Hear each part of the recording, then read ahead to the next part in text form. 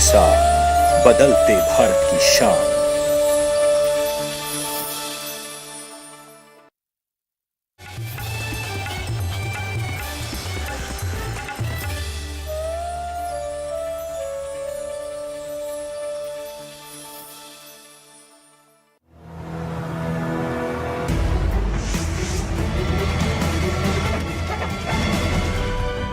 कृषि उपज से आत्मनिर्भरता, इन्वेस्टमेंट छोटे शहरों में भी आए, आय को दुगना करने में सक्षम है।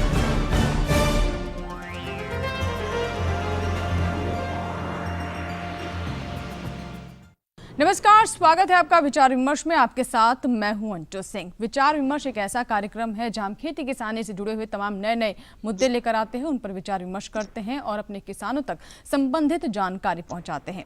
आज हम बात करेंगे किस तरीके से इस मौसम में फलदार वृक्षों का रोपण करें। जी हाँ, खासतौर पर सदाबहार फलों के वृक्षों के रोपण और देखभाल पर आज हम बात करेंगे।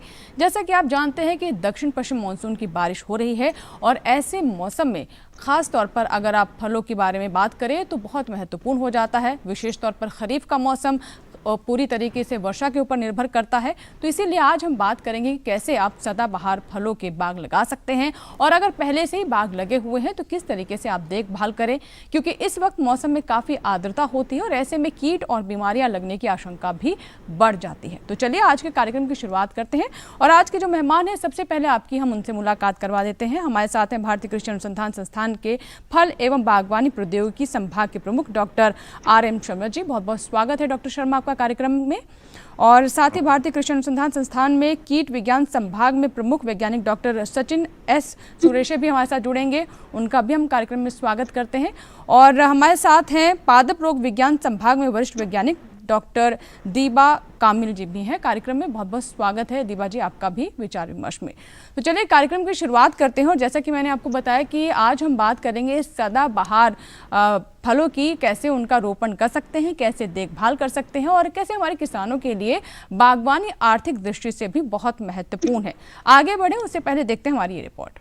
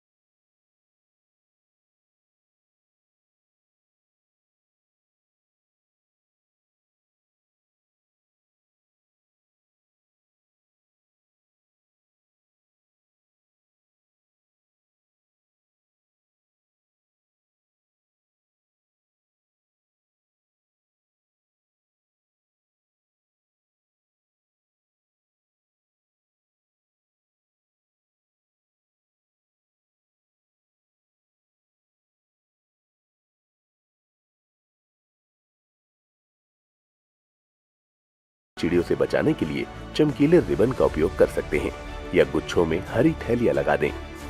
सही समय पर बागों की रोपाई और पहले से लगे बागों की उचित देखभाल करके किसान फलों की अच्छी पैदावार ले सकते हैं।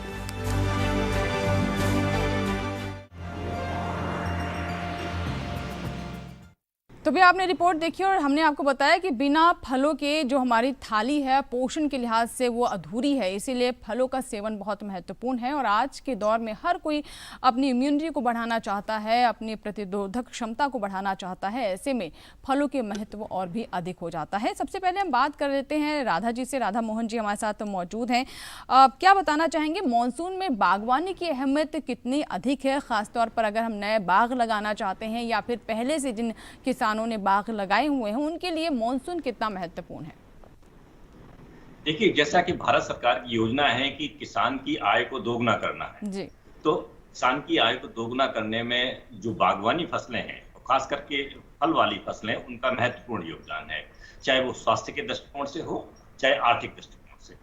तो ऐसे बहुत सारे किसान भाई जो नए बाग लगाना चाहते हैं, खास करके जो ये मौसम चल रहा है इसमें उत्तर भारत और मध्य भारत दोनों ही जगह जो भी जिनको हम एवरग्रीन या सदाबहार फल वृक्ष कहते हैं, जिसमें आपका आम है, लीची है, अमरूद है, नींबू वर्गीय फल हैं, तो जितने भी सदाबहार फल हैं उनको लगाने का ये सबसे अच्छा मौसम है, क्योंकि इस वक्त वातावरण में जो आर्द्रता है वो पर्याप्त होती है, जिससे हमारे पौधे की मृत्यु दर कम हो जाती है। हालांकि सदाबहार फल वृक्षों का रोपण हम बसंत ऋतु में भी कर सकते हैं, फरवरी मार्च में, लेकिन मार्च के बाद दिन प्रतिदिन जो तापमान बढ़ता है उससे पौधों की जो मृत्यु दर है वो बढ़ जाती है, क्योंकि अगर किसान भाई उसकी पूरी तरह केयर नहीं कर पाते तो और दिन ब दिन तापमान बढ़ता है, तो अगर आप पानी नहीं दे पाए 2 दिन या 3 दिन कहीं लेट हो जाते हैं मई जून के महीने में, तो उसमें काफी सारे पौधे मर जाते हैं।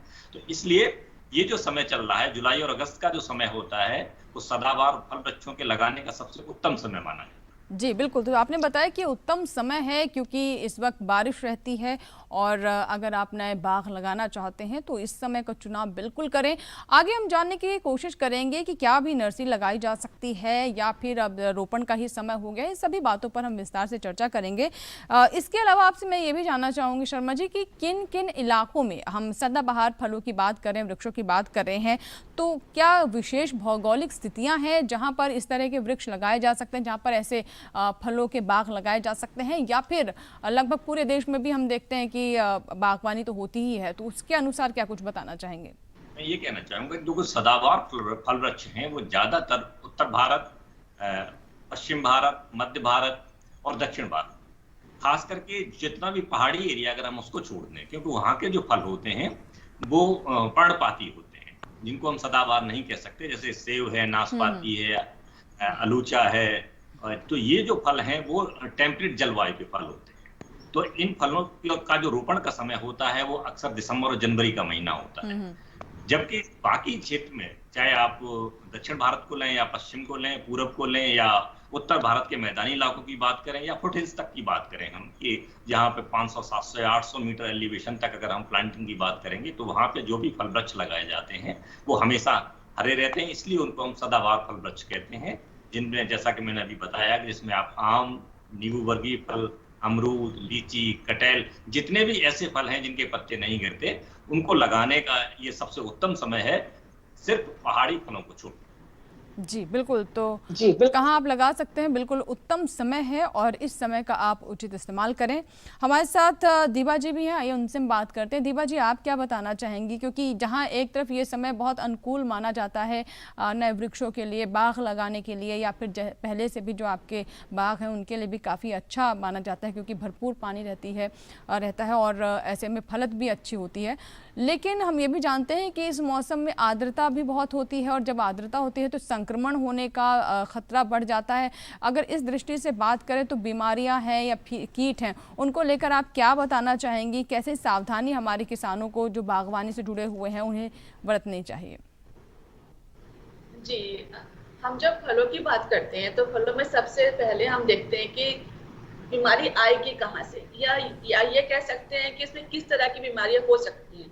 तो एक बीमारी होती है जो जड़ों से आती है, मिट्टी से आती है, और एक बीमारी होती है जो पौधा, जब आप किसी जगह से पौधा लेके आते हैं, वो पौधा कितना स्वस्थ है, किस तरीके से उसको जो है वो तैयार किया गया है, करने के टाइम वक्त में सारा सावधानी जो है उसके साथ ली गई है कि नहीं गई है, पता जो पौधा है वो संक्रमित होके तो नहीं आ रहा है। तो हम लोग आपको ये सलाह देंगे कि आप अच्छी नर्सरी को प्रयोग करें, जहाँ पे पहले से भी लोगों ने नर्सरी ली है, या हमारी सरकार ने बहुत सारी जगह पे डिजीज फ्री प्लांटिंग मटेरियल बनाते हैं जहाँ पे बीमारी के बिना अच्छी नर्सरी दी जाती है, अब वहां से लेके आए ताकि हम एक तरीके से संतुष्ट रहे कि जो हम पौध लेके हमारी पौध स्वस्थ है।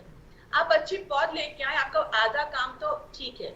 दूसरी चीज जो है वो मृदा, आपकी जो मृदा है आप कहाँ लगाना चाह रहे हैं, अब कहाँ लगाना चाह रहे हैं, पहले वहां पे कौन सा बाग लगा हुआ था। अगर हम कहें कि पहले जो है वहाँ अमरूद का ही बाग लगा हुआ था, तो मृदा में भी तो पहले से संक्रमण है। अगर उसमें एक बीमारी कहते हैं हम लोग, ये विल्ट, गोआवा विल्ट होता है, और भी कई बीमारियां होती जो जमीन से होती, पहले से ही उसका जो पैथोजन है वो जमीन पे रहता है, तो आपने वहां पे दोबारा लगा दिया तो उसके साथ मट्टी के साथ साथ बीमारी बढ़ने की संभावना बढ़ गई। उस संभावना में हम आपको ये कहेंगे कि अगर कहीं आप नई लगाने जा रहे हैं तो या तो 1 साल का अंतराल ले लें उसी वाली फसल को दोबारा लगाने के लिए, या मृदा उपचारित कर लें। उपचारित करने का तरीका है कि आप जो है वो उसको पिट बनाएं। हम तो ये सजेस्ट करेंगे कि आप पिट बनाएं, गड्ढे खोदें और गड्ढे में एक एक करके बड़े पौधे लगाएं, ताकि जो है वो आपका पानी एक जगह से दूसरी जगह पे ना जाए। तो आपने मृदा उपचारित करने के लिए आप उसमें जो है वो जो रसायन डाल सकते हैं, और नहीं तो अगर आप ऑर्गेनिक पे जाना चाहें, आजकल जैविक खेती का बहुत चलन है, तो आप जो है उसके साथ हमारे जो ये फफूंद कीटनाशक आजकल बहुत है, ट्राइकोडर्मा है, एस्परजिलस नाइजर है, काली सेना के नाम से भी लोग बहुत जानते हैं उसको, और जो है वो कुछ सुडोमोनास की भी वेराइटीज हैं जो हम यूज कर सकते हैं, उपयोग कर सकते हैं ऑर्गेनिक बनाने के, ताकि हम उन पर रसायन नहीं डालें। तो हमें पहले से ही अपनी मृदा को उपचारित करना पड़ेगा। हमारी मृदा स्वस्थ है, पौधा स्वस्थ होगा। हम जहाँ से नर्सरी लेके आए वो स्वस्थ है, तो हमने अपने आप को अच्छे से जो है वो तैयार कर लिया कि उसमें कम से कम बीमारी आए। जी बिल्कुल, तो ये बहुत महत्वपूर्ण बात आपने बताई कि क्योंकि अक्सर हम पौधों पर ही ध्यान देते हैं कि अच्छी नर्सरी से अच्छे पौधे लें और जिनमें बीमारी ना हो, किसी तरह का संक्रमण ना हो, लेकिन जो एक सोर्स है मिट्टी यानी जो मृदा है उससे भी इन्फेक्शन जो है, संक्रमण है वो पौधों में पहुँच सकता है और आपकी पूरी मेहनत बर्बाद हो सकती है। इसीलिए आप मिट्टी का भी उपचार करें, ख़ासतौर पर नए बाग लगा रहे हैं तब इस बात का ध्यान रखना बहुत ज़रूरी है, जैसा कि अभी दीबा जी ने हमें बताया है। अब मैं डॉक्टर शर्मा आपसे जानना चाहूँगी कि जैसे कि हमने ये तो जान लिया कि किस किस इलाके में नए बाग लगाए जा सकते हैं और जिन्हें हम सदाबहार फलों की बात कर रहे हैं उनके बारे में भी आपने बताया, लेकिन क्या ये अभी वो समय है जब हम अभी भी नर्सरी लगा सकें या फिर वो समय जा चुका है, अब नर्सरी लगाने का समय नहीं है? क्या इस संदर्भ में कुछ बताना चाहेंगे, या फिर जो किसान अभी भी सोच रहे हैं नए बाग लगाने के बारे में उनके सामने इस समय कौन कौन से विकल्प हैं?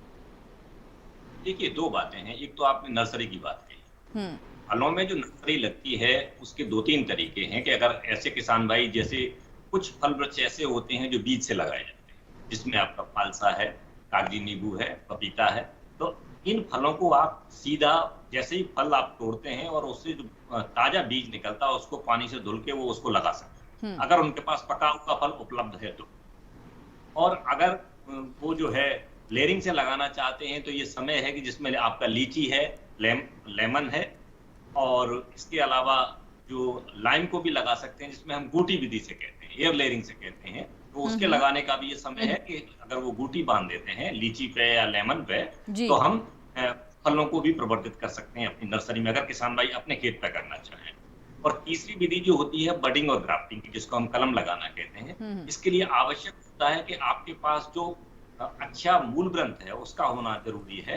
तो उसके बीज, जैसे आम की मैं बात करूं तो आजकल आम पक रहा है, तो देसी आम का बीज आप ले लें, या कुछ बहुत सारे ऐसे मूल ग्रंथ हैं जैसे कुरकुन है, उल्लूर है, तो वो प्रजातियां खास करके मूल ग्रंथ के लिए इस्तेमाल की जाती हैं। तो उन पके आमों की गुठलियों को हम निकाल के धुल के और एक क्यारी में लगा सकते हैं, जिसपे आने वाले समय में मार्च के महीने में लगभग उस पर प्योंद लगाई जा सकती है। तो एक तो ये हिस्सा हो गया जिसमें हम नर्सरी की बात करेंगे। दूसरा है रोपण का, कि जहां किसान भाई नया बाग लगाना चाहते हैं तो उनके लिए आवश्यक ये है कि वो जो भी पौधा खरीदेंगे वो उस प्रजाति का खरीदेंगे जिसकी संस्तुति उस क्षेत्र के लिए की गई है, यानी कि वो प्रजाति उस क्षेत्र के लिए सूटेबल है लगाने के लिए। वो इस तरह के पौधे हम किसी भी प्रमाणित नर्सरी से, क्योंकि आजकल भारत सरकार का प्रयास है कि बहुत सारी प्राइवेट नर्सरीज भी जो है उनको भी प्रमाणित किया जा रहा है, और आप वहां से या किसी भी विश्वसनीय नर्सरी से, चाहे हमारे ICAR का संस्थान हो, चाहे जो है स्टेट के कृषि विश्वविद्यालय हैं, KVKs हैं, या स्टेट डिपार्टमेंट हैं, या प्रमाणित नर्सरी है, जहां से भी वो प्रमाणित नर्सरी हो, वहां से वो अपनी पसंद की प्रजाति वहां से चुन सकते हैं। और नया बाग लगाने के लिए, लेकिन मैं आपको पहले कहना चाहूंगा, क्योंकि बागवानी का जो व्यवसाय है वो बहुत लंबे टाइम तक चलता है। एक बार आप बाग लगाएंगे तो 20 से लेकर 40 साल तक अलग अलग फलों की अवधि है, आम तो आपका 50 साल तक भी जाता है। तो इतने लंबे समय तक जो व्यवसाय चलते हैं उसमें हमें ये आवश्यक होता है कि हमारी जो योजना है, हमारी जो प्लानिंग है वो बहुत ही सुदृढ़ होनी चाहिए जी। और एक वैज्ञानिक पद्धति से लगाया जाना चाहिए। तो हम किस तरह से उसको प्लान करें, फिर किस तरह से वैज्ञानिक पद्धति से उसको लगाएं, ये सब बातें बहुत आवश्यक है नया बाग लगाने से। बिल्कुल, तो ये कुछ खास बातें हैं जिसका ध्यान रखना बहुत ज़रूरी है अगर आप नए बाग लगा रहे हैं। और ये बहुत अच्छा समय भी है, जैसे कि हम लगातार आपको बता रहे हैं कि क्योंकि जहाँ एक तरफ मॉनसून है वहीं दूसरी तरफ तापमान में भी हम वृद्धि देख रहे हैं, तापमान में भी हम देख रहे हैं कि वृद्धि हो रही है और गर्मी महसूस कर रहे हैं। ये नए वृक्षों के लिए, फलों के लिए बहुत अच्छा रहता है क्योंकि जड़ों का जो फैलाव है वो काफ़ी बेहतर होता है ऐसी स्थिति में। दीपा जी, मैं आपसे समझना चाहूँगी कि जो नए सदाबहार बाग लगाना चाहते हैं, रोपण करना चाहते हैं किसान, मिट्टी के बारे में आपने बताया कि मिट्टी को उपचारित कर लें। इसके अलावा और किस तरह की सावधानियां उन्हें बरतनी चाहिए ताकि जिस संक्रमण के बारे में हम कह रहे हैं, मिट्टी जनित जो बीमारियां हैं, ये इसके बारे में तो आपने बता दिया, और किस तरह की आशंकाएं हो सकती है जिसका ध्यान रखना बहुत ज़रूरी हो जाता है किसानों के लिए? जी, हमें बहुत सारी चीजों का ध्यान रखना है। जब हम नया पौध लेके आ रहे हैं, नए पौध को मिट्टी में लगा रहे हैं, उनके बीच की दूरी कितनी होनी चाहिए। अगर आप जो है वो सोचे कि आप केले के लगा रहे हैं या जो है वो आप संतरे का लगा रहे हैं, आप आम का लगा रहे हैं, हर उसके बीच की जो एक तय दूरी है, उस तय दूरी के बीच में ही लगाना है आपको। और सबसे जरूरी बात, जब आप प्लास्टिक या जिसमें आप पौध ला रहे हैं वहां से निकाल के जब आप पौध लगाते हैं तो जो जड़ें हैं वो नहीं टूटनी चाहिए। आप कभी कभी किसानों को देखा है थोड़ा सा कैंची से काटते हैं, काट के लगाते हैं। ज्यादा काटने से भी बीमारी उसके अंदर, जितना वो डैमेज होगा रूट, जितना उसका नुकसान होगा काटने से या खोलने से, उतनी ज्यादा बीमारी अंदर जाने की संभावना बढ़ जाती है। तो बिल्कुल हल्का हाथ से आपको बहुत ध्यान से लगाना है ताकि उसकी जड़ें जो है वो ज्यादा खराब ना हो, उसे टूटे ना, और जितना टूटेंगी उतना ज्यादा आपको परेशानी हो सकती है। दूसरी चीज, जब हम कहते हैं कि हमने पौधा लेके और हमने लगाया, तो हम पहले से ही, जैसे शर्मा जी ने पहले बताया कि हमें प्लानिंग बहुत अच्छी होनी चाहिए। प्लानिंग किस चीज की प्लानिंग? प्लानिंग ये है कि आज हम पौधा लगा रहे हैं, छोटा है, आज से जो है 1 साल के बाद पौधा बड़ा होगा। जो बड़ा होगा तो क्या एक पौधे से दूसरे पौधे में भी बीमारी जाने की संभावना है? तो हम ऐसा लगाए कि उनका जो पानी है वो पानी एक जगह से दूसरी जगह ना जाए। किसान क्या करते हैं, एक साथ लगा देते हैं पानी। हमने एक कोने में पानी लगा दिया और बहता बहता पूरा जगह में बह गया, तो आपने पानी बड़े आसानी से एक जगह खोल दिया और पूरे बाग में पानी चला गया। मतलब उसके साथ साथ आपने और क्या क्या खोला वो भी सोचना पड़ेगा। आपने उसके साथ बीमारी खोल दी, आपने उसके साथ कीट खोल दिए, तो वो सारा पानी के साथ लेके एक पौधे से दूसरे पौधे में जा रहा है। कमोसिस बहुत अच्छा एक उदाहरण है यहाँ पे। सिट्रस में बीमारी आती है फाइटोप्थोरा से, तो उसमें क्या होता है क्योंकि एक पौधे में लग गई तो वो पूरा का पूरा पौधा सुखा देता है। हमने क्या किया, पानी बहाया और एक पौधे से दूसरे पानी में गया, सारा का सारा लेके चला गया दूसरे पौधे में, आपके सारे पौधे हो गए। अब आपने प्लानिंग कैसे की कि आपने गड्ढे बनाए, हर गड्ढे में जो है आपने गोबर का खाद डाला, जो मैंने बताया, आपने रसायन डाला, नहीं तो आपने ट्राइकोडर्मा, आपने जैविक उसको उपचारित किया, गड्ढा अपने आप में तैयार हो गया। हम ध्यान देंगे कि या तो हम ड्रिप इरिगेशन लगाए वहां पे, उसी गड्ढे में पानी जाए, और अगर ऐसा नहीं कर सकते तो हम क्या कैनाल बनाए, चैनल बनाए, और उस चैनल से उसी गड्ढे में पानी जाए ताकि सब जगह अलग अलग पानी जाए। हम ये इस चीज के लिए तैयार नहीं है कि आप एक जगह जो है वो पानी खोलें और पूरे बाग में पानी चला जाए, इससे बीमारी बढ़ेगी। एक ये बहुत जरूरी चीज है पानी का, आप जो ये कह रहे इरिगेशन प्रोसेस। दूसरा जो है, अगर मैं ये कहूँ कि बहुत सारी बीमारियां जो है वो जमीन से आ रही है और बहुत सारी बीमारियां जो है वो पौधे के साथ भी आ रही है। तो अभी आपको हर अंतराल में अपने को बहुत तैयार रखना है कि जब पौधा छोटा है तो उसकी देखभाल बहुत जरूरी है।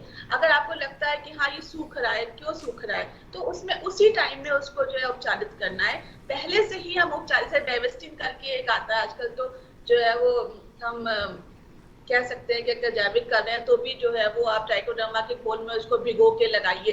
पहले से ही आप अपने पौधे को स्वस्थ करके लगाइए ताकि जो है वो पौधा पहले से ही इतना स्वस्थ रहे कि बाकी अंदर की जो बीमारियां हैं वो उसमें ना आए। जी। तो हमको पौधे को उपचारित करके लगाना है, पानी का प्रबंधन अच्छे से रखना है, और ये ध्यान रखना है कि एक जगह का पानी, एक पौधे का पानी दूसरे में ना जाए। जी बिल्कुल। और आमतौर पर हम यही देखते हैं दीपा जी कि एक किनारे में पानी लगा दिया जाता है और सारे जगहों पर वो पानी पहुंच जाए, एक सहूलियत के तौर पर इसे देखा जाता है। लेकिन इससे जो संक्रमण है, अगर ये किसी पौधे में है जो आप पकड़ नहीं पाए हैं, वो संक्रमण भी आपके पूरे पौधों में पहुंच सकता है। तो ऐसे ना करें, उचित व्यवस्था करें सिंचाई की, ताकि संक्रमण या बीमारी अगर किसी पौधे में है तो दूसरों तक वो ना पहुँचे। अब मैं डॉक्टर शर्मा आपसे जानना चाहूँगी कि ये तो बात हुई जो हमारे किसान नए बाग लगाना चाहते हैं, सदाबहार फलों की हम बात कर रहे हैं। लेकिन अगर इन फलों की आर्थिक दृष्टि पर नज़र डालें, अगर आर्थिक दृष्टि से बात करें तो ये कितने लाभदायक है और हमारे किसानों की आय, जो आप बता रहे थे शुरुआत में भी कि आय को बढ़ाने में और दुगना करने में इनकी भूमिका बहुत महत्वपूर्ण हो सकती है। तो इन सदाबहार फलों की दृष्टि से अगर बात करें तो क्या कहना चाहेंगे? देखिए, ऐसा है कि अभी तक जो पुरानी अवधारणा थी वो ये थी, हम जमीन का जो जोत का साइज है वो छोटा है, कि अगर हम आम लगा देंगे, नींबू लगा देंगे, लीची अमरूद लगा देंगे तो हम उसमें कुछ और नहीं उगा पाएंगे और 3-4 साल तक जब तक उसमें फसल नहीं मिलती तो अब बच्चे क्या खाएंगे, हमारा कोई आय का साधन नहीं है। तो एक पहली चीज तो ये है कि ऐसा अब नहीं है। अगर आप बाग लगा रहे हैं तो जब तक बाग फलत में नहीं आ जाता तब तक उसके बीच में आप दालों की फसल लगा सकते हैं। आप मूंग, मसूर, मोठ, चना, मटर, ये सारी फसलें उसमें आप लगाएं, ये बहुत अच्छी हैं। इसके अलावा सब्जियां जो हैं, जो छोटी कैनोपी की सब्जियां होती हैं, जैसे आपको गोभी वर्गीय सब्जियां हो गई, पालक हो गई, मेथी है, जो भिंडी जैसी, भिंडी और कद्दू वर्गीय फसलें लगाएं। तो कहने का मतलब ये है कि ऐसे समय में जब बाग फलत में नहीं है तब आप उसमें सब्जियां और दाल वाली फसलें लगा के अतिरिक्त आय कमा सकते हैं। दूसरी बात मैं ये कहना चाहूंगा कि जो प्रजातियां हैं, खास करके मैं अपने पूसा संस्थान की बात करता हूं कि अभी तक जो जैसे आम में समस्या थी, लंगड़ा, दशहरी, चौसा में कि 1 साल फल आता था, 1 साल फल नहीं आता था। तो हमारे भारतीय संस्थान के फल विज्ञान विभाग ने 7-8 आम की प्रजातियां विकसित की हैं जो हर साल फल देती हैं और उनका जो पकने का समय है वो भी बहुत लंबा है। अगर 15 जून से लेके वो अगस्त तक पकती हैं। अगर मैं पूसा अरुणिमा की बात करूं आम की प्रजाति की, ये प्रजाति अभी इसकी तोड़ाई नहीं हुई है, अभी कम से कम ये वैरायटी 15 दिन और लेगी तोड़ाई में। तो आप देख सकते हैं कि आप 15 अगस्त तक आम का आनंद उठा सकते हैं, 15 जून से लेकर वो 2 महीने तक। तो मैं कहना चाहूंगा अपने किसान भाइयों से कि एक तो आप जो भी प्रजातियां चुने वो कोशिश करें कि उनकी जो तोड़ाई की अवधि है वो लंबी रहनी चाहिए, ताकि आप शुरुआती सीजन से लेके और अंत तक आप उसके पास जाएं। और अभी आप देखेंगे कि अगले महीने से आम की कीमत 150 से 200 रुपए किलो हो जाए। तो अलग अलग परिपक्वता का समय है उनका, जैसे सूर्या पहले, पूसा सूर्या पहले, उसके बाद मल्लिक आती है, आम्रपाली आती है, पूसा अरुणिमा आती है। अभी 2 प्रजातियां पिछले साल विकसित की गई हैं, पूसा मनोहरी और पूसा दीपशिखा। तो इन प्रजातियों को अगर आप सिलसिलेवार तरीके से लगाते हैं तो आप कम से कम 2 महीने तक आम की तोड़ाई चल सकती है और 2 महीने तक आपकी निरंतर आय। ऐसे ही मैं नींबू वर्गीय फलों की बात करूं कि जिसमें आपका किन्नू है, मौसमी है, लेमन है, लाइम है, टेंजरिन है, ग्रेपफ्रूट। तो इतनी विविधता है नींबू वर्गीय फल में कि अगर आप नींबू वर्गीय फलों को पद्धतिवार लगाएं तो कम से कम 9 महीने या 9 से 10 महीने तक आपको फल की तोड़ाई चलती रहेगी और आप 9 से 10 महीने तक आप अतिरिक्त आय कमा सकते हैं। जी बिल्कुल। और यहाँ पर आपने ये ख़ास बात यहाँ पर बताई कि आमतौर पर जो किसान हैं वो कहीं ना कहीं थोड़ा सा संकोच करते हैं या फिर आशंका रहती है उनके मन में कि अगर पूरी तरीके से वो बागवानी फसलों में आ जाएंगे तो ऐसा ना हो कि कई साल लग जाएं और जो लगातार एक आय का साधन बना रहता है उसमें किसी तरह की समस्या ना हो। तो ऐसा नहीं है, बस पूरी नीति के साथ पूरी योजना बना करके अगर आप इस तरह की फसलें लेते हैं तो निश्चित तौर पर आय में वृद्धि ही होगी, आपको किसी तरह की समस्या का सामना नहीं करना पड़ेगा। अब डॉक्टर शर्मा, एक चीज़ और मैं आपसे समझना चाहूँगी, क्योंकि कुछ बातें तो मिट्टी जनित बीमारियों से जुड़ी हुई हमें दीपा जी ने बताई, लेकिन अगर हम मिट्टी के चुनाव की बात करें, मिट्टी कैसे स्वस्थ रहे या फिर बीमारी या संक्रमण ना हो, ये हमने समझ लिया। लेकिन अलग अलग फलों के, जैसे कि आपने नींबू वर्गीय फलों की बात की, कटहल की बात की, इस वक्त जो फल लिए जा सकते हैं सदाबहार फलों की बात कर रहे हैं, मिट्टी का चुनाव क्या किसी विशेष तरह से किया जा सकता है या फिर उस पर ध्यान देना जरूरी नहीं है? क्या बताना चाहेंगे? देखिए, मिट्टी जो है, कोई भी कृषि कार्य हो तो मिट्टी जो है प्राकृतिक ईश्वर का दिया हुआ निःशुल्क स्रोत है और जितनी मिट्टी वहाँ की रिच होती है उतना ही वहाँ का की जो कृषि है वो भी उतनी अच्छी मानी जाती है। चाहे आप किसी भी क्षेत्र में चले जाएं, जैसे हम तराई की अगर बात करें, वहाँ पानी और मिट्टी जो है बहुत अच्छी है, तो वहाँ पे जो हमारा हरित क्रांति आई वो उस क्षेत्र से आई। तो जहां तक फलों के लिए मिट्टी की आप बात कर रहे हैं, तो मिट्टी का चुनाव बहुत आवश्यक है और उसमें कई बातें हैं। पहली चीज तो ये है कि मिट्टी की जो गहराई है वो कितनी है, वहां कोई कंकड़ पत्थर या चट्टान तो नहीं है, ये चीज हमें देखनी होती है। ठीक है, दूसरी चीज ये देखनी होती है कि वहां का पीएच मान कितना है, कि मृदा का पीएच मान लगभग 5.5 से 7 के बीच में हो तो फलों की खेती के लिए बहुत उत्तम माना जाता है।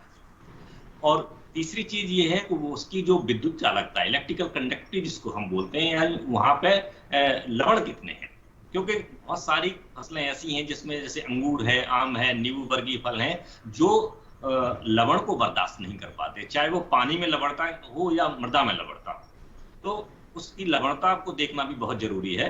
पीएच मान को हम कुछ हद तक अपने गोबर की खाद को ज्यादा मिला के या हरी खाद उसमें मिक्स करके उसको हम मैनेज कर सकते हैं, लेकिन जो पानी की जो लवणता होती है, क्योंकि वही पानी आपको जीवन भर उससे सिंचाई करनी है, तो अगर वहां लवणता की मात्रा ज्यादा है तो या तो आप उस पानी की शुद्धि करिए, और अगर पानी की शुद्धि नहीं कर सकते तो फिर वहां पे जैसे शरीफा है, बेर है या अमरूद है, और इस तरह की फसलों का आप चुनाव करें ताकि जो बाग आप लगा रहे हैं वो सही तरीके से वहां विकसित हो और व्यावसायिक स्तर पर वो उत्पादन दे सके। तो मृदा का बहुत बड़ा योगदान है। पहले आप मिट्टी और पानी को अवश्य उसका परीक्षण कराएं और उसके अनुसार ही आप फसल को चुनें अपने क्षेत्र में, ताकि आपको व्यावसायिक उत्पादन मिल सके। जी बिल्कुल, तो बहुत महत्वपूर्ण हो जाता है पहले कि मिट्टी आपकी स्वस्थ हो, और दूसरा जिस तरह के आप फल का चुनाव कर रहे हैं, वृक्ष का चुनाव कर रहे हैं, उनके अनुसार मिट्टी है कि नहीं, पीएच मान कैसा है, और जो पानी है जो आप सिंचाई में इस्तेमाल करेंगे उसका ध्यान रखना भी बहुत ज़रूरी है। कुछ जो फल हैं वो सेंसिटिव होते हैं, तो उसको ध्यान में रखकर अगर आप आगे बढ़ेंगे तो निश्चित तौर पर आपको नुकसान नहीं होगा, उसकी आशंकाएं कम हो जाएंगी। फिलहाल इसी के साथ ही वक्त एक छोटे से ब्रेक का, और ब्रेक के बाद जब वापस आएंगे तो हमारे साथ सचिन एस सुरेश जी जुड़ेंगे, जो कि हमें कीट और किस तरीके से हमारी जो पौध है उसको बर्बाद कर सकती हैं, इसीलिए सावधानी कैसे बरतें, शुरुआत से ही हमारे जो किसान हैं वो सचेत रहें, इसके बारे में जानेंगे छोटे से ब्रेक के बाद। आप देखते रहें विचार विमर्श, छोटा सा ब्रेक।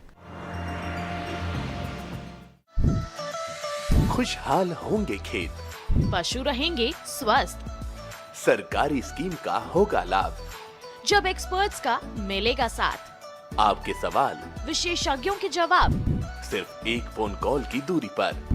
देखिए किसानों का अपना प्रोग्राम हेलो किसान, सोमवार से शुक्रवार शाम 6 बजे से सिर्फ दूरदर्शन किसान पर।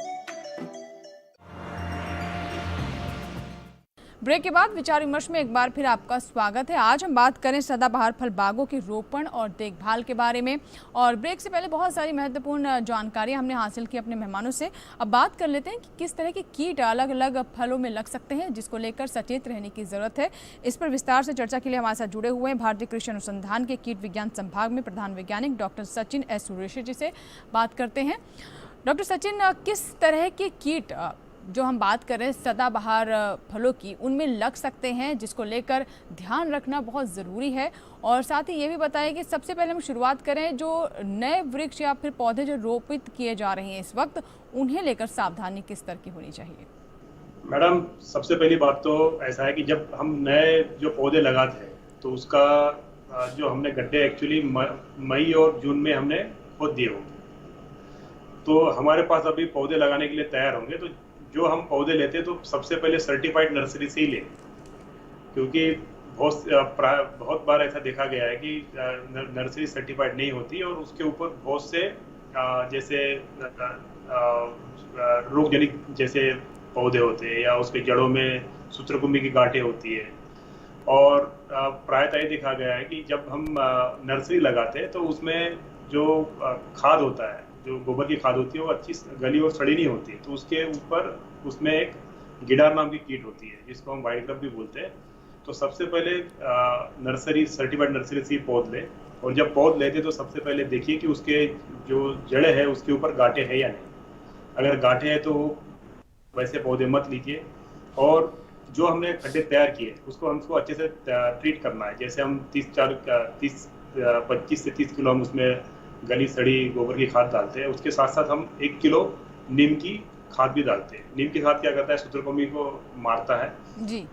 और कई बार ऐसा देखा गया कि ब्लीचिंग पाउडर, जिसमें क्लोरीन की मात्रा 33% के ऊपर है, ऐसी ब्लीचिंग पाउडर ले और करीब करीब 100 ग्राम ब्लीचिंग पाउडर उसकी जो गड्ढे की जो दीवार है उसको अच्छी तरह से छिड़के, डस्टिंग कीजिए। डस्टिंग करने से क्या होगा कि जो फफूंद है, फफूंद के स्पोर्स मर जाएंगे या फिर कुछ जीवाणु की जो उसमें कुछ अंश है वो भी मर जाएंगे। और ऐसे ही इसमें फिर आप पौधा लगाइए और पौधा लगाते समय आप हम ट्राइकोडर्मा और सूडोमोनास, ये बायोपेस्टिसाइड है। जैसे ट्राइकोडर्मा एक कवक है, फफूंद है, वो फफूंद को मारती है। सूडोमोनास एक बैक्टीरिया है, वो दूसरे बैक्टीरिया को मारता है जी। तो हम क्या करें कि जैसे 1-2 किलो सूडो ट्राइकोडर्मा या 1 किलो सूडोमोनास लेने के बाद 25 किलो गोबर में अच्छे से मिलाए और उसको अच्छे से पानी मार के 7-8 दिन रखें। फिर उसको हम 200 से 500 ग्राम तक प्रति वर्ग स्क्वायर मीटर में हम पौधों के आसपास डाल सकते हैं। इससे फिर आपको टर्माइट का भी प्रकोप नहीं होगा, सफेद गिटार का भी प्रकोप नहीं होगा और बाकी जो जड़ में आने वाले जो रोग होते हैं जैसे रूट रॉट होता है या विल्ट होते हैं, बहुत सारी सी बीमारियां, उससे भी निजात मिलेगी जी।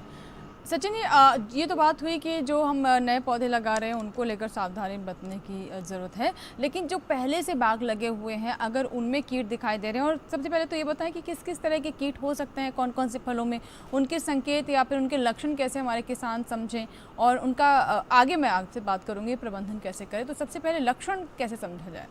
मैडम, जैसे हम अभी जो एस्टेब्लिश बाग में जैसे ही अभी जुलाई अगस्त में जैसी बारिश आ रही है अभी जून जुलाई से, तो नया फुटाव आता है, नई टहनियाँ के ऊपर नया फुटाव। तो नया फुटाव जैसे ही आता है तो मैडम इसके ऊपर थ्रिप्स, जैसे उसको हम फूल कीट भी बोलते हैं, जैसे फूलों में दिखने वाली छोटी कीट होती है। फिर मावा है जो एफिड है, ये आता है।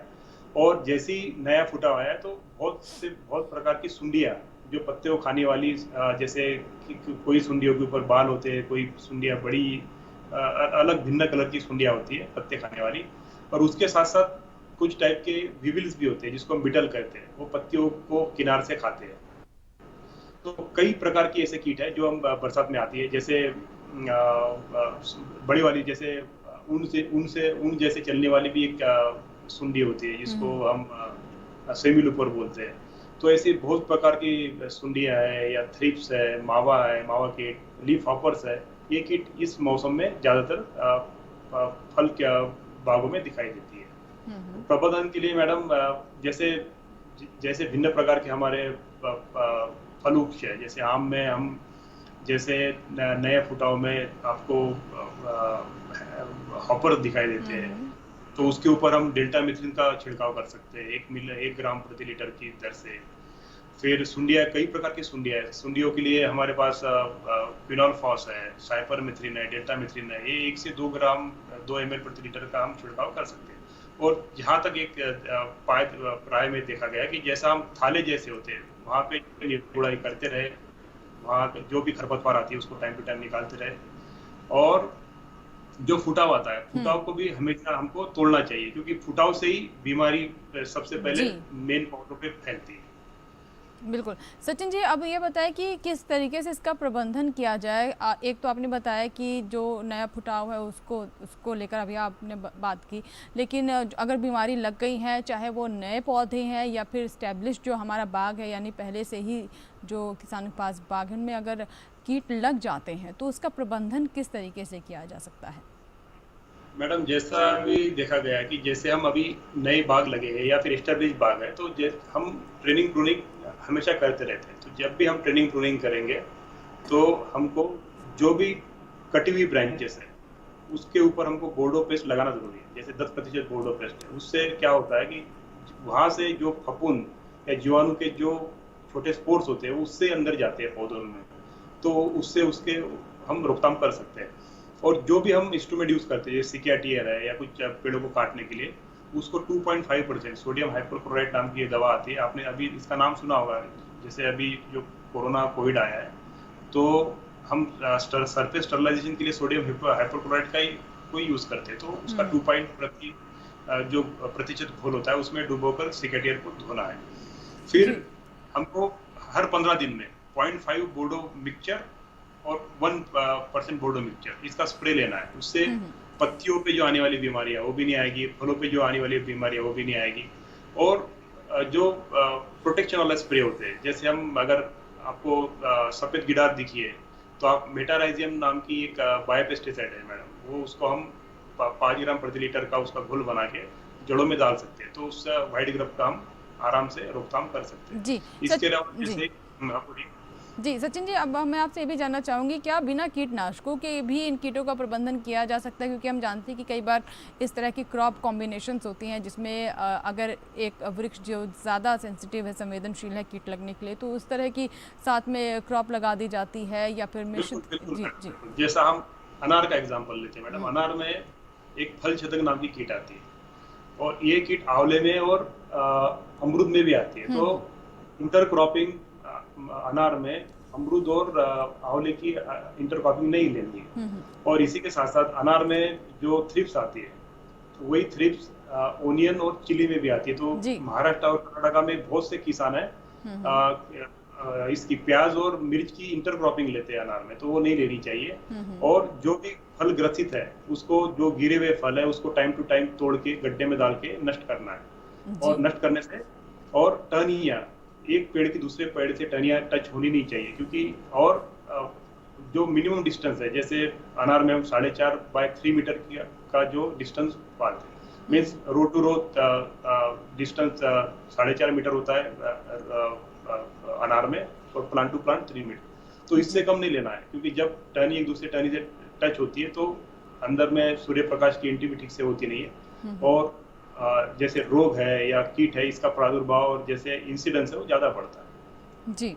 और इसके साथ साथ मैडम, जैसे आपने कीट बोला है कि हमारे पास बहुत से ऑर्गेनिक पेस्टिसाइड है, जैसे नीम की खली है मैडम, जो हम यूज यानी ऑर्गेनिक तरीके इस्तेमाल कर सकते हैं। ऑर्गेनिक तरीके से नीम ऑयल है, फिर बहुत से तरीके के हॉर्टिकल्चरल ग्रेड्स पेट्रोलियम ऑयल्स भी है, जो हिंदुस्तान पेट्रोलियम से मिलते हैं। तो आप जैसा ही नया फुटाव आता है या बर्ड फॉर्मेशन आ रहा है, उस टाइम में अगर आप स्प्रे लेते हैं तो थ्रिप्स हो या फिर जो सुंडियों की जो ये वयस्क होते हैं जो अंडे देते हैं, उस टाइम में अंडे देने से वहीं वो मर जाते हैं। जी जी, बिल्कुल। तो कुछ जैविक तरीके हैं जिनका इस्तेमाल हमारे किसान कर सकते हैं, क्योंकि आज के दौर में उपभोक्ता काफ़ी जागरूक हैं और वो ऐसे ही फलों का सेवन करना चाहते हैं जिनमें रसायनों का इस्तेमाल ना हुआ हो। सचिन जी, मैं आपसे ये जानना चाहूँगी कि क्या हमारे किसान इससे अपनी लागत को भी घटा सकते हैं? और कई बार हम देखते हैं कि बाज़ार में जाते हैं, ओवर द काउंटर जो उन्हें कीटनाशक दे दिया जाता है उसका इस्तेमाल कर लेते हैं। इसको लेकर किस तरह उन्हें आप गाइड करना चाहेंगे और क्या सही प्रैक्टिस है? मैडम, सबसे पहली बात तो जो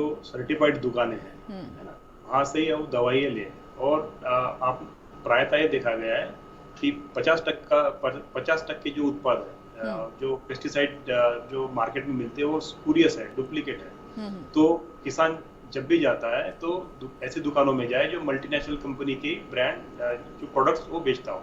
और हमेशा जब वो किसान वहाँ जाता है तो रसीद लेना ना भूले। बहुत बार दुकानदार जो होते हैं वो रसीद देते नहीं है, और जब कोई दवा बनती है तो उसको 2 साल की अवधि होती है यूज करने के लिए। तो प्रायतः देखा गया कि जब किसान लेता है तो उसके 4 या 5 महीने बचे होते हैं, तो ऐसी दवा वो ना ले। कम से कम 2 साल उसको यूज करने के लिए उसके पास टाइम होना चाहिए। और मल्टीनेशनल ब्रांड्स, अब मैं ब्रांड के नाम यहाँ बता नहीं सकता, लेकिन वो 4-5 ब्रांड्स है या बहुत सी 10-12 ब्रांड्स होंगे, उसी ब्रांड्स के वो प्रोडक्ट ले, क्योंकि मैंने पहले ही बताया 40-50 तक के उत्पाद जो स्पूरियस होता है। जी बिल्कुल, बिल्कुल विश्वसनीय जगह से ही आप इनका इस्तेमाल करें, इनकी ख़रीद करें। और जैसा कि अभी डॉक्टर सचिन ने एक बहुत महत्वपूर्ण बात बताई कि जब भी आप इसकी पैकिंग ख़रीदें तो ये ज़रूर देखें कि कितना समय बाकी है, क्योंकि कई बार होता है कि एक्सपायरी डेट काफ़ी करीब होती है और किसान उसे दोबारा इस्तेमाल नहीं कर पाते, इससे उनकी लागत भी बढ़ती है, नुकसान भी होता है। सचिन जी, अंत में मैं आपसे जानना चाहूँगी, और कौन कौन से आज के समय में आधुनिक तरीके हैं जिसका इस्तेमाल हमारे किसान कर सकते हैं ताकि कीट की जो समस्या है उससे निदान मिले और उन्हें अच्छा लाभ हो सके? मैडम, आधुनिक तो मिस ऐसा है कि टाइम टू टाइम उस पर काफ़ी रिसर्च हो रहा है, लेकिन मल्चिंग की प्रैक्टिस जो है ना मैडम, वो आप आराम से यूज़ कर सकते हैं। जैसे ब्लैक मर्च है, सिल्वर मर्च है, उससे खरपतवार भी कम आते हैं, जैसे और उसमें खरपतवार कम आते हैं। जैसे जो सॉइल से उत्पन्न होने वाली जो कुछ कीट है, जैसे दीमक है, सफेद गिडार है, और ये भी देखा गया कि मावा और एफिड्स का भी प्रकोप आप अगर मल्चिंग करते हैं सिल्वर मल्च तो उससे कम पाया गया है। और अब बहुत से जो मॉलिक्यूल्स है अभी, जैसे सिस्टेमिक इंसेक्टिसाइड की हम बात करते हैं, जैसे आपने देखा गया है कि जो कॉन्टैक्ट पॉइजन होता है या स्टमक पॉइजन होता है, ये छिड़काव करने के बाद ही, स्प्रे करने के बाद ही कीटों को मारता है। लेकिन कुछ टाइप के ग्रैनुल्स आए हैं मैडम, जैसे आप वो ग्रैनुल अगर जमीन में डालते हैं तो पौध उसको पानी के साथ उसके अपने आप में सोख लेते हैं और वैसे कीट मर जाता है। तो उससे क्या होता है कि जैसा हमारे जो एनवायरनमेंट में भी जो उसके रेसिड्यूज जाते हैं वो कम जाते हैं, तो उससे भी काफी उसको फायदा मिलता है। और अभी मैडम नई टेक्नोलॉजी है, जैसे ड्रोन बेस्ड एप्लीकेशन आ रहा है, जैसे अभी एग्रीकल्चर मिनिस्ट्री ने भी उसको परमिशन दी है, उसमें इंसेक्टिसाइड भी कम लगता है, तो आपको ज़्यादा स्प्रे करने की ज़रूरत नहीं है। लेकिन उसके जो फॉर्मुलेशंस होते हैं वो अभी सब कीटनाशकों के लिए नहीं आए हैं, तो आगे चल के 4-5 साल में, 2-3 साल में वो भी आ जाएंगे। तो ये कुछ पद्धति है मैडम। और मैंने बायोपेस्टिसाइड पहले ही बताया आपको, जैसे बीवेरिया है, मेटाराइजियम है, ये पुरानी बायोपेस्टिसाइड है। जैसे नीम की बहुत से प्रोडक्ट्स है, नीम ऑयल है, एजेडिरेक्टिन है, तो किसान ये आराम से यूज करके अपने आमदनी को भी कम कर सकते हैं। जी, अंत में अब मैं आपसे एक और सवाल का जवाब चाहूँगी सचिन जी। क्या हमारे जो किसान हैं जो इस समय नए बाग लगा रहे हैं या फिर पहले से बाग हैं, उन्हें कीटों को लेकर बरसात के मौसम में क्या किसी तरह की विशेष सावधानी बरतने की ज़रूरत है या विशेष चीज़ों का इस्तेमाल करना चाहिए? मैडम, जैसे आपने देखा अभी जुलाई महीना और अगस्त में पूरी बारिश आएगी, तो ये देखा गया है कि जैसे हम कीटनाशकों का जब भी इस्तेमाल करते हैं तो उसके बाद कम से कम 24 घंटे या 2-3 दिन जाने चाहिए। अगर आपने आज छिड़काव किया और बारिश बीस आधे घंटे के बाद भी बारिश आ गई, तो पूरा जो कीटनाशक पेड़ों के ऊपर आपने छिड़काव किया वो धुल जाएगा। तो इस बहुत से वेटिंग एजेंट स्टिकर्स आते हैं मैडम, जो आप जब किसान दवाई खरीदता है उसी दुकानों में उसको स्टिकर भी मिलते हैं, तो उसका 2 ml प्रति लीटर, कुछ स्टिकरों का 1 ml भी हो सकता है, तो वो उसमें जरूर डालें। उससे क्या होता है कि ये उस जब पत्तियों पे अच्छे से बैठ लेप जाते हैं, एक तरह से बन जाएगा, तो बरसात आने से भी वो जल्दी से धुल नहीं जाते। जी जी, बहुत बहुत शुक्रिया सचिन जी, कीटों के बारे में इतनी महत्वपूर्ण जानकारी देने के लिए। जो हमारे किसान सदाबहार फल वृक्ष लगाना चाहते हैं, बाग लगाना चाहते हैं, तो कीटों को लेकर कैसे उन्हें सावधानी बरतनी चाहिए, इसके बारे में बहुत ही विस्तार से और बहुत ही सरल शब्दों में आपने हमारे किसानों को जानकारी दी। बहुत बहुत शुक्रिया आपका। इसी के साथ ही विचार विमर्श में यहाँ रुकेंगे, एक और छोटे से ब्रेक लें। ब्रेक के बाद भी इस विषय पर चर्चा जारी रहेगी। बने रहें हमारे साथ, छोटा सा ब्रेक। खुशहाल होंगे खेत, पशु रहेंगे स्वस्थ, सरकारी स्कीम का होगा लाभ, जब एक्सपर्ट्स का मिलेगा साथ, आपके सवाल विशेषज्ञों के जवाब, सिर्फ एक फोन कॉल की दूरी पर। देखिए किसानों का अपना प्रोग्राम हेलो किसान, सोमवार से शुक्रवार शाम 6 बजे से सिर्फ दूरदर्शन किसान पर। ब्रेक के बाद एक बार फिर आपका स्वागत है। आप देख रहे हैं विचार विमर्श और आज हम बात कर रहे हैं सदाबहार फल बागों के रोपण और साथ ही उनके देखभाल के बारे में। ब्रेक से पहले हमने जाना कि किस तरीके से कीट प्रबंधन आप कर सकते हैं, इस मौसम में कौन कौन से कीट लग सकते हैं और उनसे आप अपने बागों को कैसे सुरक्षित करें। नए पौध अगर रोप रहे हैं तो ऐसे में कैसे आप सावधान रहें। चर्चा को आगे बढ़ाते हैं, राधा मोहन जी हमारे साथ लगातार बने हुए। राधा मोहन जी, आपसे मैं समझना चाहूँगी कि बागवानी मिशन को लेकर भी सरकार काफ़ी उत्साहित है और हमारे वो किसान जो सदाबहार फल वृक्ष लगाना चाहते हैं वो इस मिशन से किस तरह से लाभ उठा सकते हैं, कैसे इससे और मजबूती के साथ या एक आत्मविश्वास के साथ वो आगे बढ़ सकते हैं, क्या बताना चाहेंगे? देखिए, बागवानी मिशन जो चलाया गया था उसका एक ये उद्देश्य था कि हमें जो 11th प्लान था हमारा 11वीं पंचवर्षीय योजना की, वहां तक हमें अपने उत्पादन को दोगुना करना था जी। अब हम उस स्तर पर पहुंच गए कि लगभग हम उम्मीद कर रहे हैं कि इस साल जो हमारा डाटा आ रहा है वो लगभग 329 मिलियन टन का आ रहा है औद्यानिकी फसलों का। तो जो औद्यानिकी फसलें हैं, फलों के अलावा जो भी आप औद्यानिकी फसलें लगाना चाहते हैं, तो जो बागवानी मिशन में ये प्रोविजन रखा गया था कि बागवानी को प्रोत्साहित करने के लिए जो किसान भाई हैं उनको सब्सिडी का प्रोविजन रखा गया। तो जो उनके लोकल उद्यान अधिकारी हैं उस स्टेट के, क्योंकि ये जो स्कीम दी गई थी वो जो है हर स्टेट को अलग अलग दी गई थी और वो स्टेट उस स्कीम को देख रहा था। वहाँ का जो डायरेक्टर हॉर्टिकल्चर होता है, जो स्टेट डिपार्टमेंट ऑफ हॉर्टिकल्चर का, वो उनके अंडर में है। तो जो भी उनके जिला उद्यान अधिकारी हैं नजदीकी, उनके जो डिस्ट्रिक्ट के जो भी उद्यान अधिकारी हैं, मैं अपने किसान भाइयों को कहना चाहूंगा कि आप उनसे संपर्क स्थापित करें और बहुत सारी सब्सिडीज के प्रोविजंस रखे गए हैं कि अगर आप बाग लगाना चाहते हैं तो आपको पौधों पे हम कितना दे सकते हैं, आपको ड्रिप इरिगेशन के लिए दे सकते हैं, फेंसिंग पे दे सकते हैं। तो ऐसी बहुत सारी स्कीम है।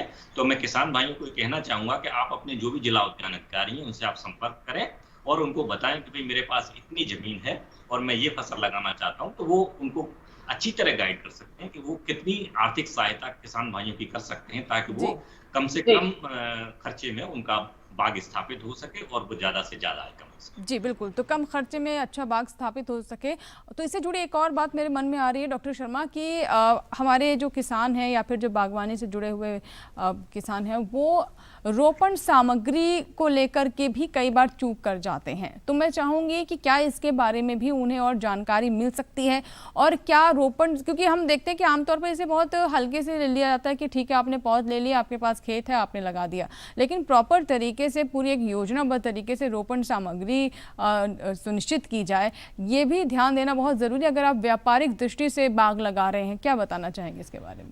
मैंने अभी कहा कि ये बहुत लंबे समय तक चलने वाला व्यवसाय है, 40-50 साल तक चलता है। तो शुरुआती गलती अगर हो जाती है तो इसका जो एहसास आपको होता है वो 5-6 साल के बाद ही हो पाता है कि मैंने क्या गलती की।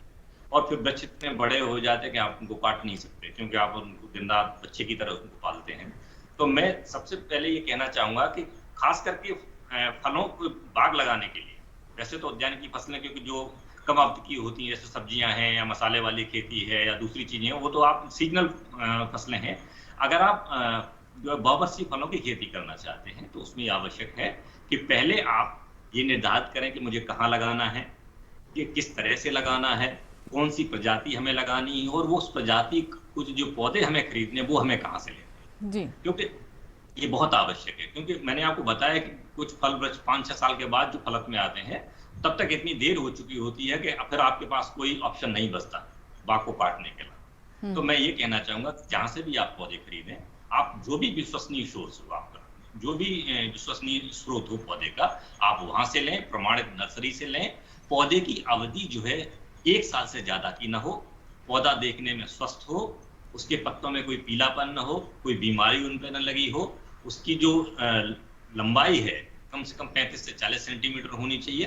तो इन सारी चीजों को देखते हुए, लेकिन मैं एक बात और कहना चाहूंगा कि हमारे किसान भाई बहुत बड़ी गलती ये करते हैं। मान लो आप बड़े बाग नहीं लगाना चाहते, आप अपने किचन गार्डन के लिए पौधा खरीद के ले जा रहे हैं, या आप एक नींबू का पौधा ले जा रहे हैं या आम का पौधा ले जा रहे हैं, तो हमारे किसान भाई बहुत बड़ी गलती ये करते हैं कि पहले पौधा खरीद लेते हैं, फिर वो ये सोचना आरंभ करते हैं कि मुझे इसको लगाना कहाँ है, और तब तक इतनी देर हो चुकी होती है, 2-3 दिन में कोई पौधा मर जाता है, क्योंकि सदाबहार है, उसे पानी की जो उसकी रिक्वायरमेंट है वो बनी रहती है। तो इसलिए पौधा लेने तब जाएं जब गड्ढे की पूरी खुदाई हो जाए, उसमें गोबर की 25 से 30 किलोग्राम सड़ी हुई गोबर की अच्छी खाद मिला के आप गड्ढे को भर दें, और गड्ढे का आकार लगभग 1 घन मीटर का होना चाहिए, 1 मीटर लंबा, 1 मीटर चौड़ा और 1 मीटर गहरा। अगर हो सके तो जून के महीने में अगर आप इसको 15 दिन खुला छोड़ दें तो बहुत सारी हद तक हमारे कीट और बीमारी जो मृदा जनित हैं उनको प्रभावी तरीके से नियंत्रित किया जा सकता है। और उसके बाद आप उसमें अच्छी सड़ी हुई गोबर की खाद मिला के उस गड्ढे को भर दें, और उसके बाद पौधे को लेने जाएं, ताकि जैसे ही आप पौधा लाते हैं वो उसी समय 1-2 घंटे के अंदर ही उस पौधे को लगा दिया जाए और उसमें तुरंत सिंचाई कर दी जाए। अगर आप ऐसा करते हैं तो निश्चय ही आपका बाग पूरी तरह सफल होगा और बहुत जल्दी वो फलत में भी आएगा। जी बिल्कुल, तो ये एक बहुत महत्वपूर्ण बात आपने बताई कि कई बार होता ही है कि सबसे पहले पौधे ही लाकर रख लिए जाते हैं और उसके बाद सब तैयारी की जाती है, जिससे पौधों को नुकसान होता है और पौधे कई बर्बाद भी हो जाते हैं। तो ऐसा ना करें, पहले पूरी अपने स्तर पर तैयारी कर लें। सबसे अंतिम जो स्टेप है, जो कदम है, वो ये है कि पौधे तब लाएं जब आपकी मिट्टी तैयार हो चुकी हो, बाग के लिए जो थाले बनाने हैं वो तैयार हो चुके हों। बढ़ते आगे और अब बात करते हैं डॉक्टर दीबा से। दीबा जी, जैसे कि अभी आपने हमें बताया कि कौन कौन सी बीमारियां हो सकती हैं पानी से, मिट्टी से, और कहाँ सावधानी बरतने की ज़रूरत है ताकि अगर एक कोई पौधा ख़राब भी है तो उसका संक्रमण सभी पौधों पर ना पहुँचे। लेकिन जो पहले से बाग लगे हुए हैं उनको लेकर मैंने देखा है कि अक्सर हम निश्चिंत हो जाते हैं और ना तो सफाई की जाती है, कई बार पोषण को लेकर के भी जिस तरह के कदम किसानों को उठाने चाहिए उन्हें भी नज़रअंदाज कर दिया जाता है, तो बने बनाए पेड़ कई बार बर्बाद हो जाते हैं। इसके बारे में क्या बताना चाहेंगी? जो पहले से बाग हैं उनको लेकर क्या करें किसान? जी, ये बहुत ज़रूरी है कि हम जब जो हमारा बाग है उसको हम कैसे सफाई कर रहे हैं। जो बीमारी, अगर इससे पौधे में हमें बीमारी दिख रही है तो हम उसको अगर उखाड़ के फेंक रहे हैं तो कहाँ फेंक रहे हैं? आपने उखाड़ा हो वहीं पास में फेंक दिया तो बीमारी तो फैलेगी। तो हमको बहुत जरूरी है कि हम अपने बाग को बहुत साफ रखें, बहुत जो है स्वच्छ रखें। और जो भी बीमारी का पौधा हमें दिख रहा है, जैसे कि अगर मैंगो मॉलफॉर्मेशन की बात करें, इसमें लगता है आम में, तो आम में जो है वो एक सूख जाती है, जो आपकी बॉल होती है सूख जाती है, दिखने में बिल्कुल ऐसा लगता है कि पौधा पूरा आधा सूखा हुआ है। तो उसको अगर आप काट भी रहे हैं तो काट के आपको एक जगह ले जाना है उसको, या तो आपको गड्ढा खोद के गाड़ना है, या तो उसको बहुत दूर ले जाके जो है वो उसको जलाना है, या आप अपने पौधे को ऐसी जगह पे जो भी आपकी बीमारी से आपको दिख रहा है, जैसे सर ने बताया पीला पत्ता दिख रहा है, पीला पत्ता तोड़ के वहीं पे फेंक रहे हैं, तो वो सबको इकट्ठा करना है। अगर पौधा उखाड़ पे है तो पूरा जो है पौधा अगर पूरा सूख गया तो आप उखाड़ के नया पौधा लगा रहे हैं, तो सब चीज को सफाई करके किनारे रखना है, और जो है उसको उसी हिसाब से जो है उसको जलाना है या आपको दबाना है, तो बिल्कुल अलग होना चाहिए। दूसरा चीज है, जब जैसे मैंने बताया, जब आप ट्रांसप्लांटिंग कर रहे हो एक जगह से पौधा, अगर आपको डैमेज भी हो गया वहां पे, तो आप जो है देखें कि आपको पौधा लगाते टाइम जो है वो ना टूटे, उसकी जड़ ना टूटे।